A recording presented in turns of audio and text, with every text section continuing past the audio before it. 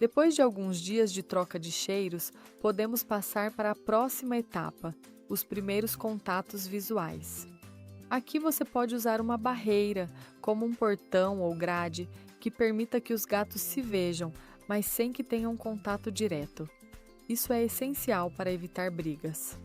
Observe bem as reações deles. Se eles ficarem curiosos, olharem um para o outro sem rosnar ou ficarem calmos, isso é um ótimo sinal. Mas se perceber sinais de estresse, como rosnados intensos ou pelos eriçados, não force a interação.